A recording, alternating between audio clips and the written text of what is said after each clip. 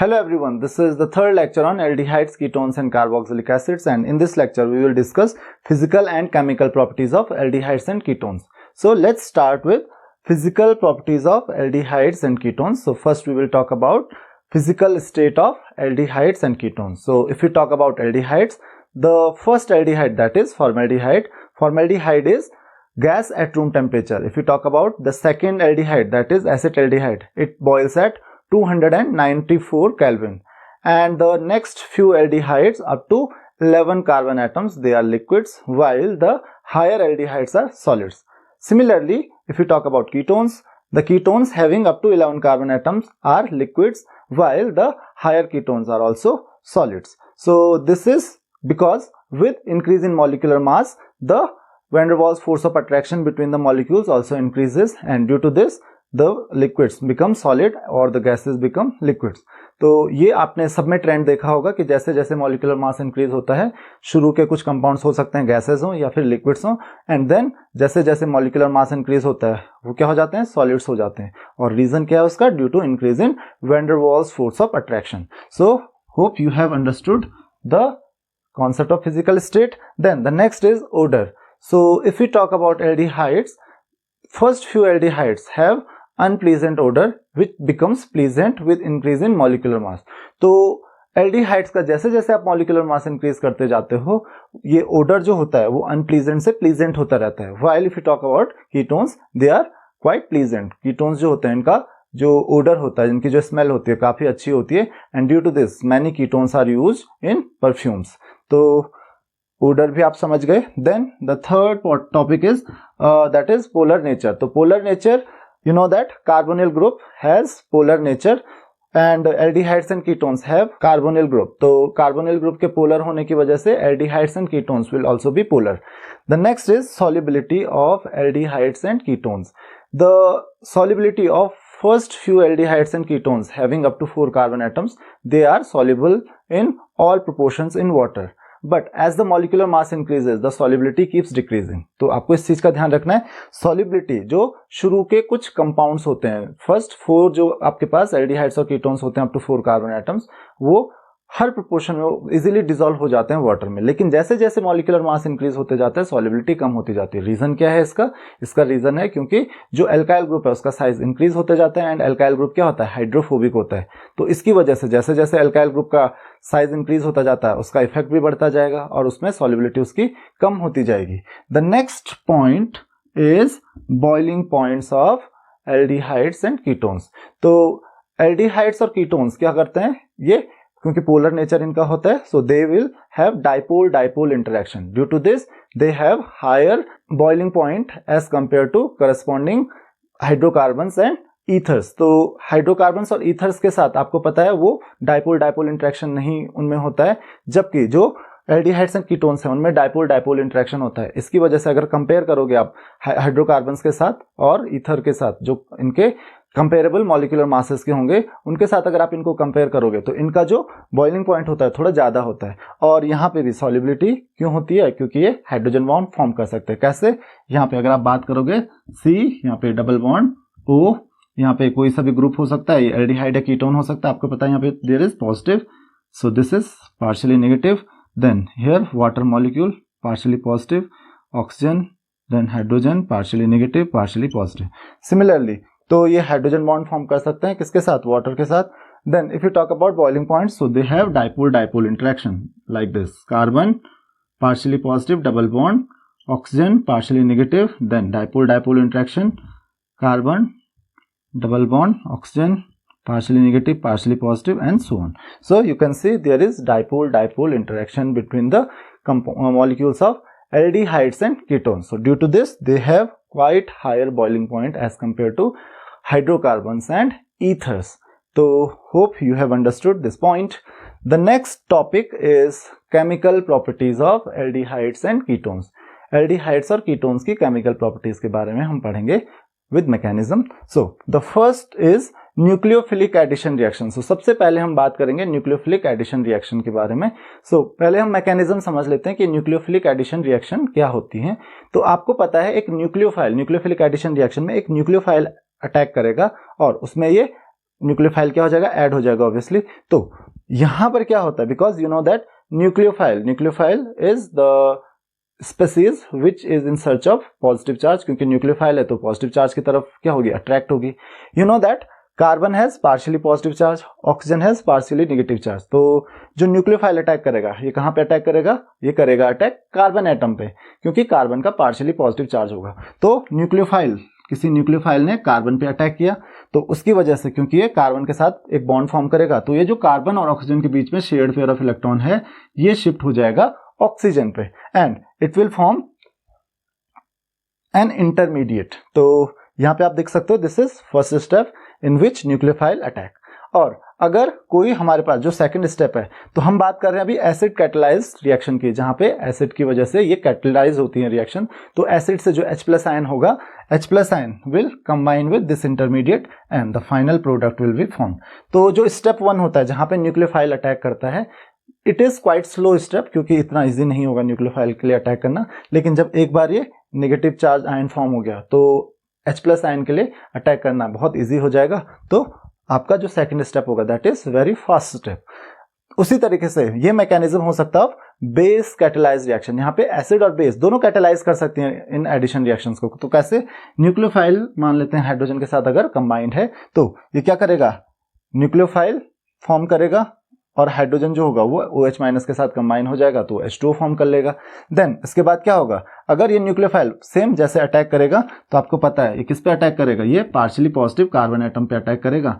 तो ये electron pair oxygen पे शिफ्ट हो जाएगा, ऑक्सीजन पे नेगेटिव चार्ज आ जाएगा और न्यूक्लियोफाइल कार्बन पे अटैक करेगा तो कार्बन के साथ वो अटैच हो जाएगा।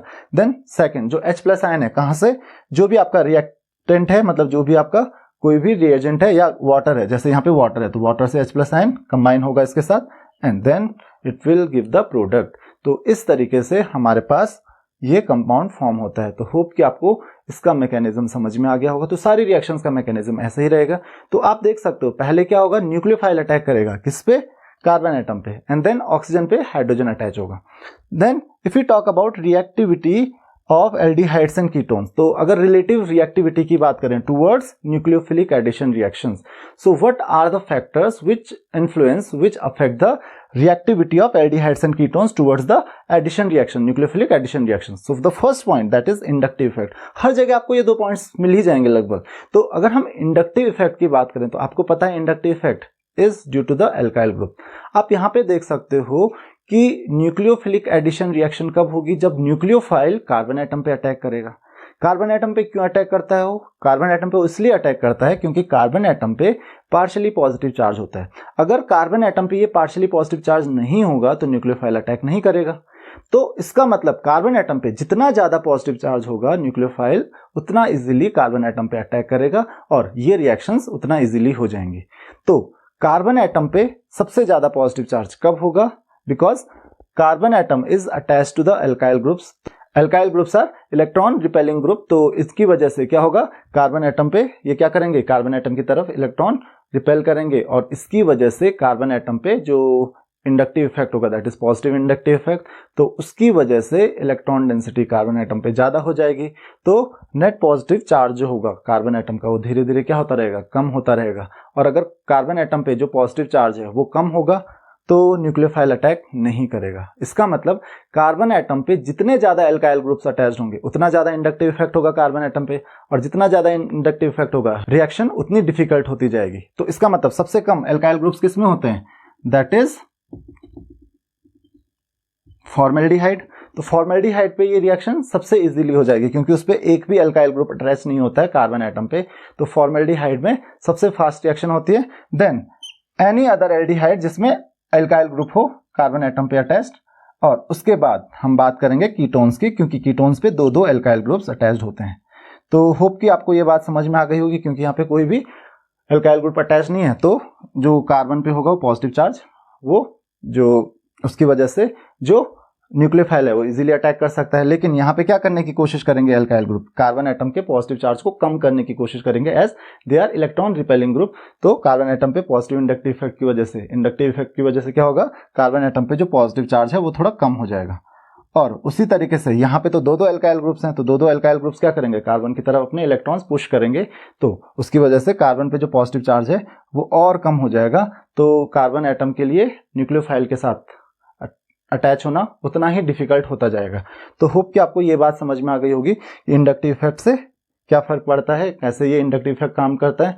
The next is steric effect. आपको पता है what is steric effect? Steric effect is as the number of alkyl groups attached to the carbon atoms increase the nucleophile, the attack of nucleophile becomes more difficult। तो होता क्या है, जो electron cloud होगा किसका, इन alkyl ग्रुप्स का, जैसे जैसे alkyl groups attach to carbon atom ये बढ़ते जाएंगे, तो अगर इलेक्ट्रॉन क्लाउड बढ़ता जाएगा तो उसकी वजह से क्या होगा, न्यूक्लियोफाइल को जगह नहीं मिलेगी, उनका अपना एक इलेक्ट्रॉन क्लाउड होगा, तो न्यूक्लियोफाइल के इलेक्ट्रॉन क्लाउड को क्या करेंगे, रिपेल करेंगे, तो न्यूक्लियोफाइल को अटैक करने नहीं देंगे, और उसकी वजह से क्या होगा, न्यूक्लियोफाइल का अटैक उतना डिफिकल्ट होता जाएगा। तो जैसे जैसे एल्काइल ग्रुप्स बढ़ेंगे, जैसे जैसे ब्रांचेस बढ़ेंगे इन कार्बन एटम्स पे, वैसे वैसे आपका जो स्टेरिक इफेक्ट है वो भी बढ़ता जाएगा, और स्टेरिक इफेक्ट बढ़ता जाएगा तो रिएक्शन स्लो होती जाएगी, रिएक्शन डिफिकल्ट होती जाएगी। तो स्टेरिक इफेक्ट देखिए, सबसे कम एल्काइल ग्रुप्स किसमें, अगेन फॉर्मेल्डिहाइड, तो यहाँ पे स्टेरिक इफेक्ट इसमें सबसे कम होगा। यहाँ पे देख लीजिए, यहाँ पे केवल हाइड्रोजन अटैच है कार्बन एटम पे, बाकी इलेक्ट्रॉन क्लाउड इतना डेंस नहीं होगा, तो न्यूक्लियोफाइल इजीली अटैक कर सकता है। अब हम बात करेंगे अगर कोई एल्काइल ग्रुप की, मान लेते हैं हमारे पास CH3 है, तो अगर हम इस एल्काइल ग्रुप की बात करें तो अब यहाँ पे आप देख सकते हो कार्बन एटम पे 3 हाइड्रोजन एटम और आ गए, तो इनका जो इलेक्ट्रॉन क्लाउड होगा थोड़ा ज्यादा होगा, तो इसकी वजह से थोड़ा सा रिएक्शन डिफिकल्ट होती जाएगी, है ना। तो इसकी रिएक्शन सबसे इजी होगी, इसकी थोड़ा डिफिकल्ट होती जाएगी। अगेन यहाँ पे भी अगर एक और एल्काइल ग्रुप आ गया तो इधर से भी इलेक्ट्रॉन क्लाउड, इधर से भी थोड़ा डेंस इलेक्ट्रॉन क्लाउड, तो इसकी वजह से इसकी रिएक्शन क्या होगी, थोड़ा और डिफिकल्ट होती जाएगी। अब मान लेते हैं इन कार्बन एटम्स पे भी 2-2, 3-3 एल्काइल ग्रुप्स अटैच्ड हैं, इन पे भी ब्रांचेस निकली हुई हैं, तो उनके लिए क्या होगी, रिएक्शन और डिफिकल्ट होगी, क्योंकि उनका इलेक्ट्रॉन क्लाउड और ज्यादा होगा। तो ऐसे में स्टेरिक इफेक्ट बढ़ता जाएगा तो रिएक्शन डिफिकल्ट होती जाएगी। तो आपको ये चीज ध्यान रखनी है कि कैसे ये रिएक्शंस काम करती हैं। So let's see the addition of sodium bisulfite. So these are the examples of nucleophilic addition reactions. So the first is addition of sodium bisulfite. So on addition with carbonyl group, तो same वही चीजें होंगी सब में, जो positive charge होगा sodium पे होगा, नेगेटिव चार्ज बाइसल्फाइड आयन पे। तो आपको पता है न्यूक्लियोफाइल कौन है यहाँ पे, HSO3-, तो HSO3- कहाँ अटैक करेगा, कार्बन एटम पे, so it will be attach to SO3H will be attached to carbon atom, तो ये SO3H जो होगा कार्बन एटम पे अटैक करेगा, और यहाँ पे उसके बाद ये Na+ जो होगा ये यहाँ पे अटैच हो जाएगा ऑक्सीजन एटम पे। देन उसके बाद क्या होता है, प्रोटॉन ट्रांसफर होता है, तो जो हाइड्रोजन होता है वो H पे चला जाएगा एंड SO3Na वो फॉर्म करेगा। सो यहाँ पे जो H+ आयन होगा Na+ आयन होगा, ये आपस में एक्सचेंज हो जाते हैं। The next is addition of hydrogen cyanide. तो इससे पहले आप यहाँ पे चाहे तो कोई भी ग्रुप अटैच कर सकते हो, लाइक CH3, तो यहाँ पे अगर आप चाहो तो CH3H अटैच कर सकते हो, यहाँ पे आप CH3H अटैच कर सकते हो। तो ये हो गया एग्जाम्पल किसी एल्डिहाइड का। और अगर आप कीटोन का एग्जाम्पल देखना चाहते हो तो यहाँ पे भी आप चाहो तो CH3 अटैच कर सकते हो, CH3 अटैच कर सकते हो, यहाँ पे भी आप CH3 अटैच कर सकते हो। तो ये एग्जाम्पल हो गया कीटोन का। The next is addition of hydrogen cyanide. तो हाइड्रोजन साइनाइड का एडिशन किस तरीके से हम करते हैं, so you can see here HCN आपको पता है दैट इज हाइड्रोजन साइनाइड, तो क्या फॉर्म करता है H+ और CN-। तो यहाँ पे आपको पता है रिएक्शन 2 स्टेप में होती है। So first cyanide ion CN- ion, because it is nucleophile, तो न्यूक्लियोफाइल अटैक करेगा किस पे, कार्बन एटम पे, तो जो CN- आयन होगा वो किस पे अटैक करेगा, कार्बन एटम पे। तो ये क्या करेगा, ये CN कार्बन पे अटैच हो गया, ऑक्सीजन, क्योंकि इलेक्ट्रॉन पे ऑक्सीजन के पास ट्रांसफर हो जाएगा O-। देन जो H+ होगा HCN का, वो अटैक करेगा किस पे, ऑक्सीजन पे, जो नेगेटिव चार्ज है ऑब्वियसली। तो ये आपको एक नया कंपाउंड फॉर्म करके देगा। तो आप चाहो तो यहाँ पे अगेन एल्डिहाइड बनाओ इसको, आप चाहें तो इसको एल्डिहाइड्स बना सकते हैं या फिर इसको कीटोन बना सकते हैं। तो ये तो एल्डिहाइड की रिएक्शन हो गई, और अगर आप चाहें तो इसको कीटोन भी बना सकते हैं। कैसे, CH3 अगेन यहाँ पे CH3 and CH3। So this is the reaction of ketone. So doesn't matter कि वहां पे कौन से ग्रुप हैं, वो एल्डिहाइड हो या कीटोन हो, it doesn't matter. The next is addition of Grignard's reagent। तो Grignard's reagent का एडिशन कैसे होता है, RMGX। तो R जो होता है ये न्यूक्लियोफाइल की तरह वर्क करता है, और ये अटैक करेगा कार्बन एटम पे, इलेक्ट्रॉन पेयर ट्रांसफर होगा ऑक्सीजन एटम पे। सो you can see here carbon atom पे RMGX ने अटैक किया, तो R ग्रुप जो है वो कार्बन एटम पे अटैच हो गया, और OMgX जो है ऑक्सीजन पे अटैच हो जाएगा। So it will form the addition compound. और आपको पता है वाटर के साथ अगर आप इसको ट्रीट करते हो तो वाटर के साथ क्या हो जाएगा, वाटर के साथ ये क्या फॉर्म करेगा, ये जो MgX होगा वो सेपरेट हो जाएगा विद OH और यहाँ पे H अटैच हो जाएगा। So you will get an alcohol and यहाँ पे MgOHX आपको मिल जाएगा। So you can again use it as an aldehyde, CH3H, CH3H, CH3 here H। तो ये एल्डिहाइड की रिएक्शन हो गई। और अगर आप चाहो तो इसको कीटोन बना सकते हो। हाउ, कीटोन बनाने के लिए एक और एल्काइल ग्रुप आप अटैच कर दीजिए इस पे, तो ये आपका हो गया ketone. So this is how these addition reactions will take place. Next is nucleophilic addition reactions followed by loss of water. तो यहाँ पे सेम न्यूक्लियोफिलिक एडिशन रिएक्शन होगी और in the end water molecules loss होंगे। तो यहाँ पे हमको अमोनिया एंड अमोनिया डेरिवेटिव्स की रिएक्शन देखनी है। तो सिंपल वैसे ही होती है जैसे सबकी रिएक्शन हो रही है। तो यहाँ पे NH3 में आप एक चीज ध्यान रखिए, NH3 को आप NH2H की फॉर्म में लिख सकते हो। तो H प्लस और NH2 माइनस, तो NH2 जो होगा वो कार्बन पे अटैच होगा और H जो होगा वो ऑक्सीजन पे अटैच होगा। तो बस यहीं पे सेम NH2 कार्बन एटम पे अटैच होगा एंड ऑक्सीजन पे अटैच होगा H, so it will form this intermediate. And on loss of water, water loss कहां से होगा, यहाँ पे आपका एक hydrogen atom, then here we have OH, तो H2O यहाँ से लॉस होगा, तो यहाँ पे क्या बच जाएगा, NH ग्रुप बच जाएगा। So it will form CH3H double bond NH। So it is called an aldimine. तो यहाँ पे क्या, इसको क्या कहते हैं हम, एल्डेमाइन कहते हैं। अब जो एक कंपाउंड है दैट इज फॉर्मेल्डिहाइड, तो उसकी रिएक्शन थोड़ा सा डिफिकल्ट होती है। तो फॉर्मेल्डिहाइड अगर अमोनिया के साथ रिएक्ट करता है, इट फॉर्म्स हेक्सामिथाइलिन टेट्रामाइन। ये क्या फॉर्म करता है, हेक्सामिथाइलिन टेट्रामाइन फॉर्म करता है। तो आप देख सकते हो 6HCHO plus NH3 will form CH2 whole 6N4। तो इसको हम कहते हैं हेक्सामिथाइलिन टेट्रामाइन। बाकियों की रिएक्शन एज इट इज, जो कीटोन्स की रिएक्शन होगी वो भी थोड़ा अलग होती है। तो इनकी रिएक्शंस थोड़ा अलग अलग होंगी। कीटोन्स की रिएक्शन में क्या होगा, दो कीटोन्स के मॉलिक्यूल अमोनिया के साथ कंबाइन होंगे।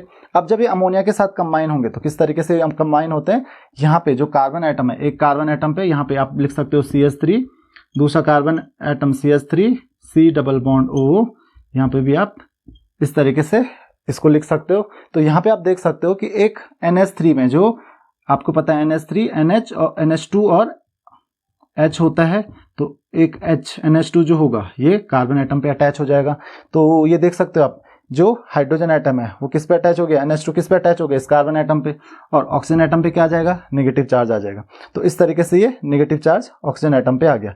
अब यहाँ से जो हाइड्रोजन एटम है इट विल गेट सेपरेटेड, ये हाइड्रोजन एटम सेपरेट हो जाएगा। उसके साथ साथ ये यहाँ से एक हाइड्रोजन एटम यहाँ से सेपरेट होगा और ये ऑक्सीजन एटम, ये तीन H2O मॉलिक्यूल सेपरेट हो जाएंगे।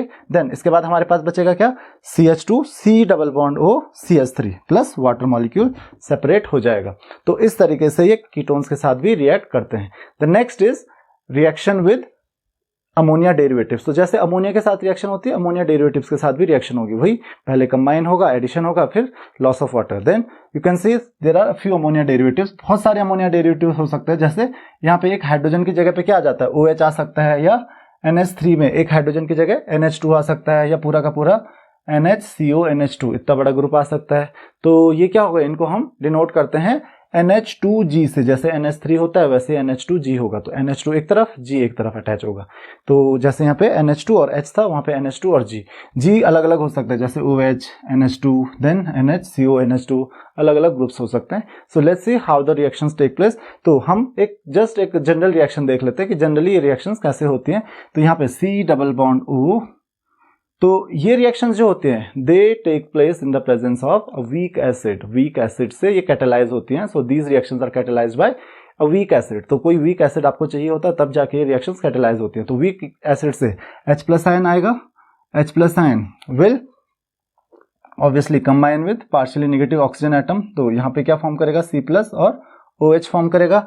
देन ये जो पॉजिटिव चार्ज है, यहाँ पे आप देख सकते हो पॉजिटिव चार्ज कार्बन एटम, क्योंकि यहाँ पे कार्बन पे पॉजिटिव चार्ज आ जाएगा, क्योंकि ये जो इलेक्ट्रॉन पेयर है उसने किसके साथ शेयर कर लिया, H प्लस आयन के साथ शेयर कर लिया, किसने, ऑक्सीजन ने। तो यहाँ पे कार्बन एटम पे पॉजिटिव चार्ज आएगा। और आपको पता है इलेक्ट्रॉन पेयर होता है नाइट्रोजन के पास, तो नाइट्रोजन अपना इलेक्ट्रॉन पेयर किसके साथ शेयर करेगा, कार्बन एटम के साथ। उससे पॉजिटिव चार्ज किस पे शिफ्ट होएगा, it will shift on nitrogen. तो नाइट्रोजन पे जैसे ही पॉजिटिव चार्ज शिफ्ट हुआ तो नाइट्रोजन क्या करेगा, एक प्रोटॉन लूज करेगा, तो ये प्रोटॉन गया, तो यहाँ पे ये फॉर्म करेगा CnHg। तो इस तरीके से कंपाउंड फॉर्म हुआ और in the end by loss of water, अब ये वाटर लॉस करेगा, तो अब क्या फॉर्म हो जाएगा, C डबल बॉन्ड और C डबल बॉन्ड Ng। तो इस तरीके से आपका अमोनिया और अमोनिया डेरिवेटिव्स के साथ एल्डिहाइड्स और कीटोन्स की रिएक्शंस होंगी। Next topic is reduction of aldehydes and ketones to alcohols. So you have to remember 2 points. The first, if we reduce aldehydes on reduction will give primary alcohols, while ketones on reduction will give secondary alcohols. तो ये बात आपको ध्यान रखनी है कि aldehydes जो होंगे वो प्राइमरी अल्कोहल्स फॉर्म करेंगे, जबकि जो कीटोन्स होंगे उनका रिडक्शन आप करोगे तो सेकेंडरी अल्कोहल्स फॉर्म करेंगे। तो रिडक्शन के लिए हमको या तो निकल और प्लेटिनम के साथ आप रिडक्शन कर सकते हो, या जो स्ट्रॉन्ग रिड्यूसिंग एजेंट, बहुत अच्छे रिड्यूसिंग एजेंट होते हैं जैसे लिथियम एल्यूमिनियम हाइड्राइड और सोडियम बोरोहाइड्राइड, ये आप यूज कर सकते हो। तो यहाँ पे आप देख सकते हो कि रिडक्शन करने पे ये क्या फॉर्म करता है, ये एल्डिहाइड है एक, that is acetaldehyde, it will give primary alcohol. लेकिन यहीं पे अगर आप एल्डिहाइड्स की जगह पे if you will use ketone में क्या होगा, यहाँ पे आप जो हाइड्रोजन होगा, एक हाइड्रोजन इसके साथ अटैच हो जाएगा और हाइड्रोजन इसके साथ अटैच हो जाएगा, तो it will give a secondary alcohol. तो same conditions but it will give secondary alcohol. तो कीटोन देंगे सेकेंडरी अल्कोहल और एल्डिहाइड्स फॉर्म करेंगे primary alcohols. The next is reduction to hydrocarbons. तो और further reduction होता है, they will result in the formation of hydrocarbons. So we have Clemmensen reduction. So let's see what is Clemmensen reduction. In Clemmensen reduction, we will use zinc amalgam and concentrated HCl, concentrated hydrochloric acid. तो zinc amalgam और concentrated hydrochloric के साथ अगर आप reduce करोगे aldehydes को तो ये फॉर्म करेगा एक एल्केन, जैसे कि आप देख सकते हो CH3CHO plus 4H, it will give CH3CH3 plus H2O separate होगा, देन CH3C डबल बॉन्ड और CH3, ये कीटोन है एक, तो कीटोन भी सेम जिंक अमलगम के साथ CH3 ये भी क्या फॉर्म करेगा, एक हाइड्रोकार्बन फॉर्म करेगा, या आप बोल सकते हो एक एल्केन फॉर्म करेगा। The next is wolf-Kirchner reduction. तो हमने अभी पढ़ा था कि जो डेरिवेटिव्स होते हैं अमोनिया के, उनके साथ अगर आप रिएक्ट करोगे तो ये क्या फॉर्म करता है, अगर आप लॉस ऑफ वाटर देखोगे तो यहाँ पे पता है आपको, यहाँ पे H2O ये सेपरेट हो जाता है, तो ये क्या फॉर्म करेगा CH3CH then double bond NH2। और यहाँ पे अगर आप KOH के साथ इसको रिएक्ट करोगे तो ये क्या हो जाएगा, ये N2 सेपरेट हो जाएगा, then it will form CH3, यहाँ पे आप देख सकते हो CH2H दैट इज CH3। तो CH3 फॉर्म हो रहा है प्लस नाइट्रोजन। तो this reduction is called Wolff-Kishner reduction. The next is CH3 C double bond और CH3। तो ये हमारे पास एक एल्डिहाइड था। The same is for ketone, तो कीटोन के साथ वही होगा NH2 that is हाइड्रोजन के साथ आप रिएक्ट करोगे तो ये H2 सेपरेट हो जाएगा, then it will form C double bond O, जैसे यहाँ पे था NH2, फिर N2 सेपरेट होगा, then it will form CH3 CH2 CH3। So again क्या फॉर्म करेगा, एक एल्केन फॉर्म करेगा। नेक्स्ट है आपके पास, next is reduction with HI and red phosphorus. तो HI और रेड फॉस्फोरस के साथ यहाँ पे आपको पता है कि KOH और इथाइलिन ग्लाइकोल आप यूज करोगे किसमें, वुल्फ-किर्चनर रिडक्शन में, तो उससे जो नाइट्रोजन होगा वो अलग हो जाएगा। तो अब हम HI और रेड फॉस्फोरस के साथ, हाइड्रोजन आयोडाइड और रेड फॉस्फोरस के साथ देखेंगे कि हम कैसे रिड्यूस कर सकते हैं। अगेन वो फिर से किस में रिड्यूस हो जाएगा, हाइड्रोकार्बन्स में। तो यहाँ पे आप देख सकते हो, चाहे आप एल्डिहाइड यूज करो तो aldehyde plus 4HI in the presence of red phosphorus at 423 Kelvin, so it will result in the formation of an alkane। तो आप देख सकते हो ये एसिटाल्डिहाइड था, तो यहाँ पे हमको क्या मिल रहा है, इथेन मिल रहा है plus water and iodine. Similarly we have a ketone plus HI will give alkane, यहाँ पे भी हमको एल्केन मिल रहा है, वाटर एंड आयोडीन। तो इस तरीके से हम ये कंपाउंड्स फॉर्म कर सकते हैं। The next is oxidation to carboxylic acid. तो हम अब ऑक्सीडेशन की बात कर रहे हैं, तो रिडक्शन रिएक्शंस खत्म हो गई, तो next is oxidation reactions. These are oxidation reaction. तो ऑक्सीडेशन में क्या होगा, सबसे पहले हम ऑक्सीडेशन देखते हैं किसका, एल्डिहाइड्स का, किसमें, कार्बोक्सिलिक एसिड में।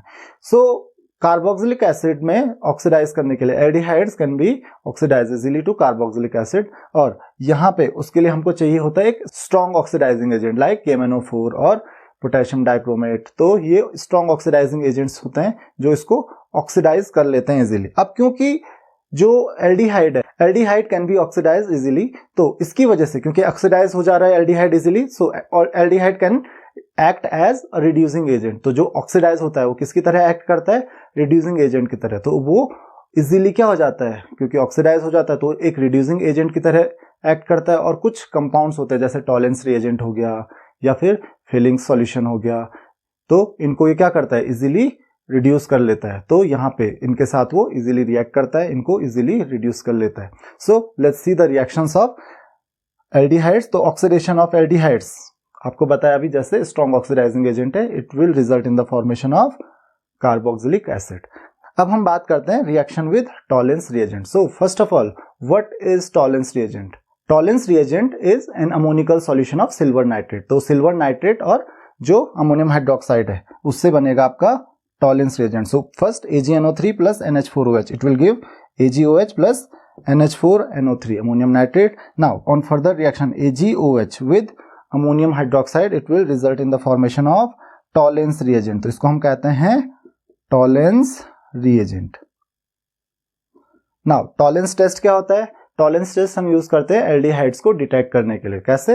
एल्डिहाइड्स जब आप टॉलेंस रिएजेंट के साथ रिएक्ट करते हो, as I told you, Tollens reagents can be reduced easily by aldehydes. तो एल्डिहाइड्स क्या करते हैं, इस टॉलेंस रिएजेंट को क्या कर देते हैं, रिड्यूस कर लेते हैं इजीली। और ये क्या फॉर्म करेंगे, they will form the salt of carboxylic acid. जैसे कि आपको बताया था कि ये इजीली क्या हो जाते हैं, ऑक्सीडाइज हो जाते हैं और कार्बोक्सिलिक एसिड फॉर्म करते हैं। तो यहाँ पे क्या फॉर्म कर रहा है, salt of carboxylic acid plus silver plus NH3 plus H2O। तो ये जो सिल्वर होता है, क्योंकि silver is insoluble, so silver will deposit at the bottom of the tube. जिस टेस्ट ट्यूब में आप ये रिएक्शन करोगे उसके बॉटम में क्या हो जाएगा, सिल्वर डिपोजिट हो जाएगा और एक सिल्वर अपीयरेंस ये फॉर्म करेगा। तो ये फॉर्म करेगा, इसको हम कहते हैं सिल्वर मिरर। तो सिल्वर मिरर जैसा होता है वैसी अपीयरेंस ये आपको देगा। तो that's why it is also called silver mirror test. इसको हम लोग सिल्वर मिरर टेस्ट भी कहते हैं जब भी हम टॉलेंस रिएजेंट के साथ रिएक्ट करते हैं एल्डिहाइड को। तो एल्डिहाइड्स के लिए एक टेस्ट होता है ये, कि अगर आप एल्डिहाइड्स को डिटेक्ट करना चाहते हैं, you can detect aldehydes with the help of Tollens reagent. Next is reaction with Fehling solution. So first of all we have to understand what is Fehling solution.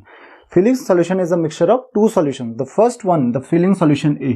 Filling solution A is the solution of aqueous solution of copper sulfate, and then there is filling solution B. Filling solution B is a solution of sodium hydroxide and Russell salts. Russell salt is generally sodium potassium tetrate. So this is called Russell salt. So Russell salt and NaOH will combine to form filling solution B, and the filling solution A and B are mixed to test the aldehydes. So you can see aldehydes on reaction with filling solution. So here we get copper ion, Cu2 plus ion from filling solution A and OH minus ions from filling solution B. तो main आपको यही चीज ध्यान रखनी है, ये Cu plus and OH minus ions कहां से आते हैं, filling solution से. These are coming from Fehling solution. तो फिलिंग सोल्यूशन के साथ जब आप RCHO को ट्रीट करते हो, it will form RCOO minus ion, Cu2O that is cuprous oxide. So it has reddish color and water. तो अगर आपको ये रेडिश कलर अपीयर होते हुए दिखेगा, it means it is RCHO that is aldehyde. So this is the test for aldehyde. इस तरीके से आप aldehydes का टेस्ट इजीली कर सकते हो। तो Fehling solutions and Tollens reagent आप यूज कर सकते हो टू टेस्ट द एल्डिहाइड्स। अगर आपको सिल्वर मिरर दिखता है किसमें, टॉलेंस टेस्ट में, it means it is aldehyde. और यहाँ पे अगर आपको रेडिश कलर दिखता है फिलिंग सॉल्यूशन में, देन इट इज एल्डिहाइड। अब हम अगर बात करें कीटोन्स की, so ketones can not be oxidized with Fehling solution and Tollens reagent. तो टॉलेंस रिएजेंट और फिलिंग सॉल्यूशन से ये इजीली ऑक्सीडाइज नहीं होता है। To oxidize ketones we need concentrated HNO3। तो कंसंट्रेटेड HNO3 के साथ जब आप इसको हीट करोगे कीटोन्स को, it will result in the formation of carboxylic acids. तो यहां पे आप देख सकते हो, this is a ketone that is acetone, and on reaction with concentrated HNO3 it will result in the formation of two different carboxylic acids. तो आप देख सकते हो CH3 COOH and then HCOOH। तो दो अलग अलग कार्बोक्सिलिक एसिड्स आपको मिलेंगे। देन यहां पे तो ये सिमेट्रिकल हो गया. What is the case of unsymmetrical? In case of unsymmetrical ketone you will get CO group. जो ये आपका कार्बोनिल ग्रुप होगा, कार्बोनिल ग्रुप जो होगा it is attached to the alkyl groups having less number of carbon atoms. तो इस चीज का आपको ध्यान रखना. This is called Popoff's rule. It is called Popoff's rule.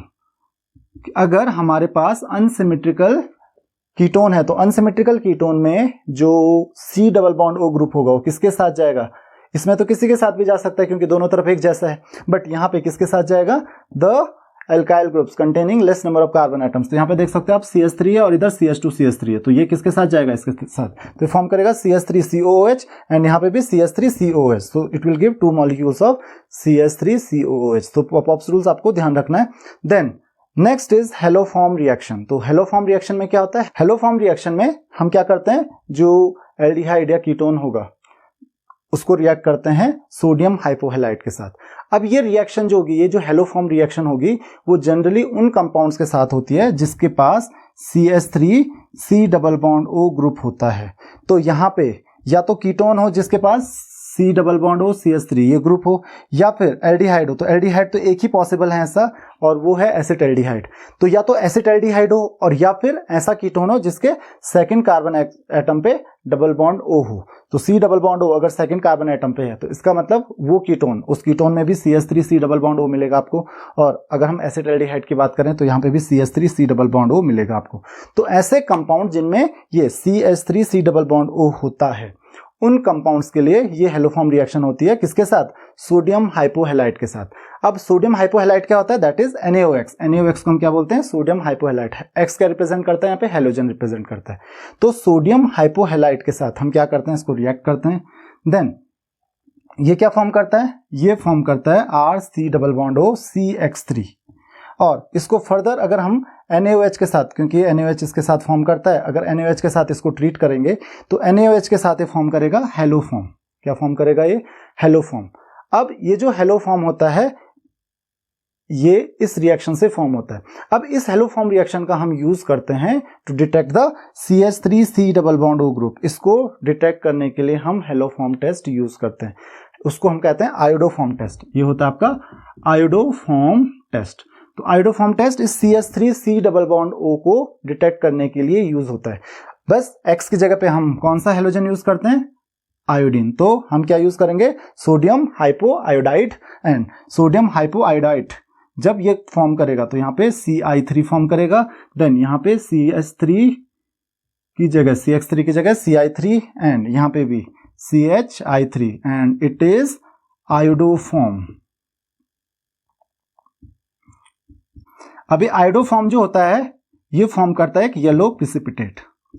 तो अगर येलो प्रिसिपिटेट फॉर्म होता है ऑन रिएक्शन विद सोडियम हाइपोआयोडाइड तो इसका मतलब उस कंपाउंड में CH3 C double bond O है, और इससे इस ग्रुप को आप इजीली डिटेक्ट करते हो क्योंकि ये येलो प्रिसिपिटेट फॉर्म करता है. अदरवाइज ये येलो प्रिसिपिटेट ये रिएक्शन नहीं होगी, क्योंकि मैंने आपको अभी बताया कि ये रिएक्शन केवल उन्हीं कंपाउंड्स में होगी जिनमें CH3 C double bond O हो. So hope you have understood the concept of haloform reaction and concept of iodoform test. तो इसको हम आयोडोफॉर्म टेस्ट भी कहते हैं.